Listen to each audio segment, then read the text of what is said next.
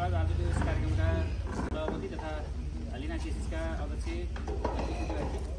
आजको यस कार्यक्रमका प्रमुख अतिथि आदरणीय व्यक्तित्व नेपालकै उत्कृष्ट गाउँपालिका बनाउन सफल डाइनामिकले ठुलो कार्यभन्दा पनि एउटा समाजमा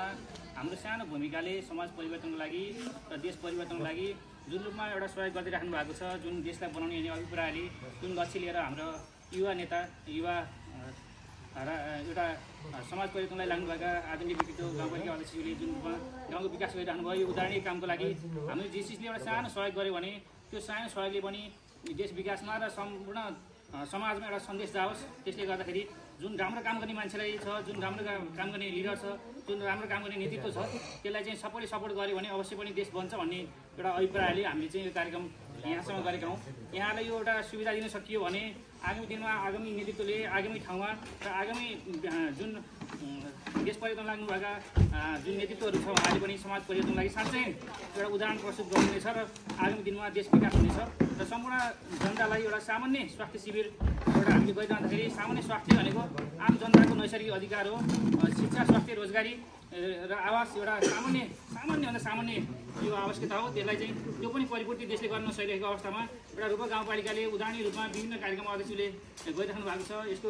बाटाघाटादेखि लिएर हामी अहिले बाटोमा आउँदै थियौँ, सर र जताजतै बाटो पिच सर र आजभन्दा 5-7 वर्ष अगाडि कस्तो थियो, आज कस्तो भइसक्यो। रूपक गाउँपालिका देशको एउटा नमुना भइसकेको छ। त्यस कारणले गर्दा यो एउटा सहयोगले एउटा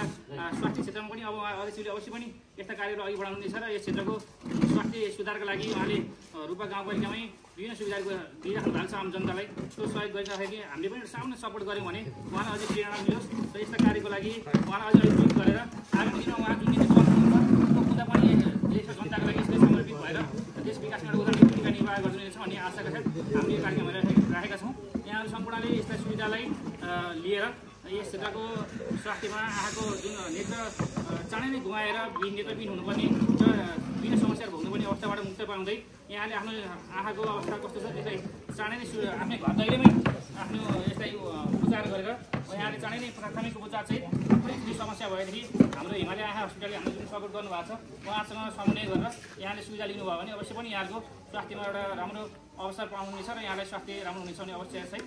यहाँलाई सम्पूर्णलाई स्वागत गर्न चाहन्छु। धन्यवाद।